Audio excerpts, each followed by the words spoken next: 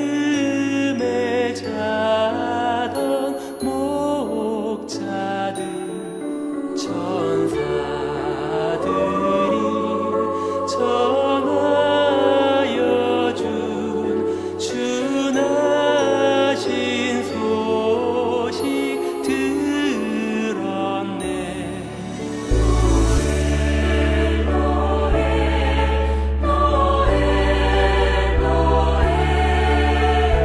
이스라엘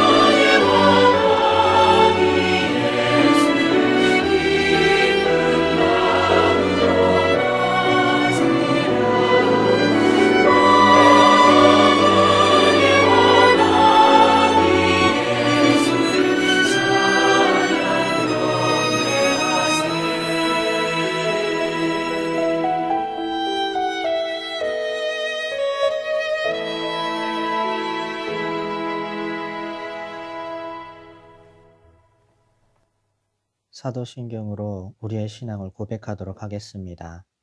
나는 전능하신 아버지 하나님, 천지의 창조주를 믿습니다. 나는 그의 유일하신 아들, 우리 주 예수 그리스도를 믿습니다. 그는 성령으로 잉태되어 동정녀 마리아에게서 나시고 본디오 빌라도에게 고난을 받아 십자가에 못 박혀 죽으시고 장사된 지 사흘 만에 죽은 자 가운데서 다시 살아나셨으며 하늘에 오르시어 전능하신 아버지 하나님 우편에 앉아 계시다가 거기로부터 살아있는 자와 죽은 자를 심판하러 오십니다. 나는 성령을 믿으며 거룩한 공교회와 성도의 교제와 죄를 용서받는 것과 몸의 부활과 영생을 믿습니다. 아멘. 성경 봉독하겠습니다. 본문은 마태복음 2장 6절입니다. 마태복음 2장 6절입니다. 또 유대 땅 베들레헴아, 너는 유대 거울 중에서 가장 작지 아니하도다. 내게서 한 다스리는 자가 나와서 내 백성 이스라엘의 목자가 되리라 하였음이니이다. 아멘. 동방에서 박사들이 헤롯 왕을 찾아왔습니다. 이 사람들은 별을 연구하는 사람들인데 유대인의 왕으로 태어나실 분의 별을 보았습니다. 그리고 그분께 경배드리기 위해 별을 따라 헤롯 왕에게로 왔습니다. 박사들이 몇 명이나 왔는지는 알 수 없으나 그들은 이미 예물까지 준비하여 왔습니다. 황금, 유향, 몰약, 세 가지의 예물을 가져왔습니다. 이처럼 예물이 세 가지이기 때문에 동방에서 온 박사들을 세 명일 것이라고 추정하고 있습니다. 동방에서 온 박사들은 당시 이스라엘을 통치하던 왕 헤롯에게 이렇게 물었습니다. 유대인의 왕으로 나신 이가 어디에 계십니까? 우리가 동방에서 그의 별을 보고 그분에게 경배하러 왔습니다. 박사들이 눈치가 없었던 건지 아니면 목숨이 아까운 줄 몰랐던 건지 현재 눈앞에 있는 왕을 두고 다른 왕을 입에 올리고 있습니다. 헤롯 왕과 온 이스라엘은 박사들의 말을 듣고 난리가 났습니다. 헤롯 왕은 모든 대제사장들과 백성의 서기관들을 불러놓고 그리스도가 어디서 나겠느냐고 물었습니다. 그곳은 바로 유대 베들레헴입니다. 대제사장들과 서기관들이 찾아낸 것은 구약성경 미가 5장 2절이었습니다. 미가 5장 2절은 이렇게 되어 있습니다. 베들레헴 에브라다야, 너는 유다 족속 중에 작을지라도 이스라엘을 다스릴 자가 내게서 내게로 나올 것이라. 그의 근본은 상고에 영원에 있느니라. 마태복음의 내용과 미가 선지서의 내용을 보면 동방의 박사들이 얘기하는 그 왕이 어떤 분이신지 알 수 있습니다. 이스라엘을 다스릴 그 왕은 작고 미천한 지역에서 태어나신 분입니다. 마태복음 본문과 미가 본문은 베들레헴 지역을 유대 족속 중 가장 작은 곳이라고 하고 있습니다. 베들레헴은 매우 작은 마을이었습니다. 매우 작은 시골 출신 왕. 옛날이나 지금 시대나 어디 출신이냐에 따라 그 사람의 평가는 달라지기도 합니다. 나름대로 유명하고 좋은 곳에서 왔다고 하면 좋은 평가를 받게 되고 듣도 보도 못한 곳에서 왔다고 하면 상대적으로 나쁘게 평가를 받기도 합니다. 이런 이유 때문에 유리한 곳의 배경을 얻기 위해 노력하는 사람들도 있습니다. 우리들이 언론 매체에서 접하는 지역감정, 위장전입, 혈연, 지연, 하결이란 말들이 이러한 것들입니다. 그런데 이스라엘을 다스릴 왕은 출신의 유익을 얻기 위해 왕궁에서 태어나거나 큰 족속에서 태어나지 않고 작은 족속에서 나셨습니다. 이것을 우리는 나면서부터 겸손하다라고 표현할 수 있을 것입니다. 태어나신 아기의 이름은 예수입니다. 이스라엘의 왕이시고 우리가 주님으로 부르는 예수님은 태어나실 때부터 겸손하셨습니다. 우리 주님께서 나실 때부터 겸손하셨는데 우리가 그분 앞에서 무엇을 자랑하겠고 누구를 평가할 수 있겠습니까? 그리고 오늘 본문 마태복음 2장 6절 뒷부분을 보면 내게서 한 다스리는 자가 나와서 내 백성 이스라엘의 목자가 되리라 라고 되어 있습니다. 마치 목자가 양을 돌보듯이 예수님께서 이스라엘 백성을 인도하시고 먹이시고 지키신다는 것입니다. 다스리시는 분 예수님. 예수님은 신약시대 당시에 이스라엘 백성들에게만 목자가 되시는 것이 아니라 오늘날 예수님을 믿고 주로 고백하는 모든 사람들의 목자이기도 하십니다. 예수님께서 주님을 믿는 우리를 인도하시고 먹이시고 지키시는 것입니다. 우리의 목자이신 예수님은 비록 겸손하신 모습으로 작은 족속에서 나셨지만 예수님의 근원은 매우 대단한 것입니다. 미가 5장 2절 본문에는 예수님의 근본이 상구에 영혼에 있느니라 라고 말합니다. 사람이 인지할 수 있는 범위 내에서 설명하고자 한다면 예수님은 태구적부터 계신 분이시고 예수님은 어디서부터인지 명확히 알 수 없는 희미한 영원으로부터 오신 분이십니다. 이런 것에 대해 요한복음 1장에서는 예수님을 태초에 말씀이 계시니라 이 말씀이 하나님과 함께 계셨으니 이 말씀은 곧 하나님이시니라 라고 설명하기도 합니다.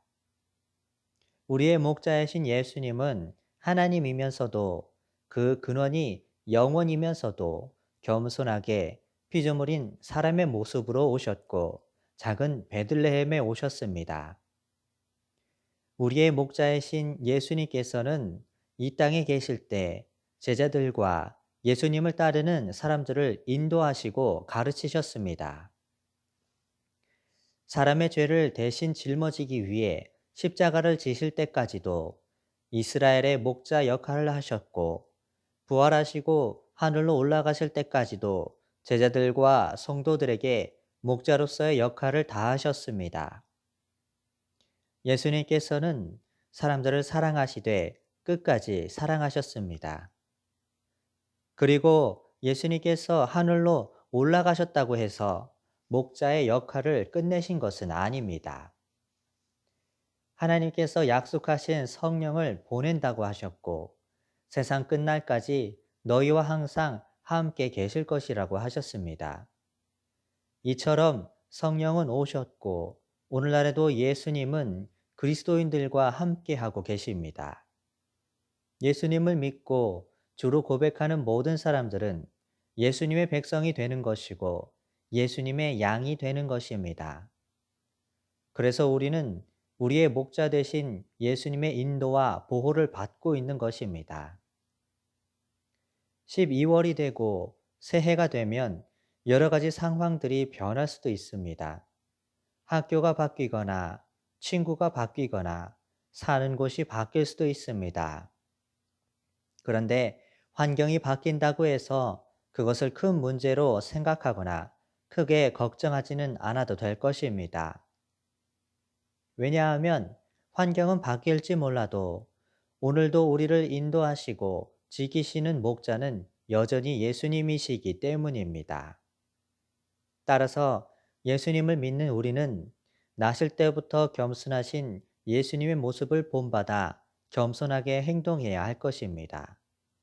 그리고 오늘도 우리와 함께 계시는 우리의 목자, 예수님의 인도와 보호를 간구하면서 살아야 할 것입니다. 새로운 환경을 만나더라도 두려워하지 마시기 바랍니다. 새로운 학교와 새로 친구를 사귀어야 하는 것을 걱정하지 마시기 바랍니다. 우리 예수님께서 도와주실 것입니다. 바라기는 우리 모두가 예수님을 닮아 겸손한 그리스도인이 되길 바라고 예수님께서 우리의 인생을 인도하시고 보호해 주시기를 바랍니다. 기도하겠습니다. 하나님, 우리에게 예수님을 보내주셔서 감사합니다. 우리 죄를 용서하시기 위해 하나님의 아들을 보내주셔서 감사합니다. 낮은 모습으로 오신 예수님을 본받아 우리도 겸손한 사람이 되게 하옵소서. 우리의 목자 되신 예수님을 의지하며 인생의 모든 어려움을 예수님께 맡기게 하옵소서. 성탄절의 주인이신 예수님, 우리 인생의 주인이 되어 주셔서 우리를 인도해 주시고 보호해 주옵소서. 양들이 목자의 음성만을 따라가는 것처럼 우리도 주님의 말씀만을 따라 살게 하옵소서. 예수님 이름으로 기도합니다. 아멘. 주기도문으로 예배를 마치겠습니다. 하늘에 계신 우리 아버지, 아버지의 이름을 거룩하게 하시며 아버지의 나라가 오게 하시며 아버지의 뜻이 하늘에서와 같이 땅에서도 이루어지게 하소서. 오늘 우리에게 일용할 양식을 주시고 우리가 우리에게 잘못한 사람을 용서하여 준 것 같이 우리 죄를 용서하여 주시고 우리를 시험에 빠지지 않게 하시고 악에서 구하소서. 나라와 권능과 영광이 영원히 아버지의 것입니다. 아멘.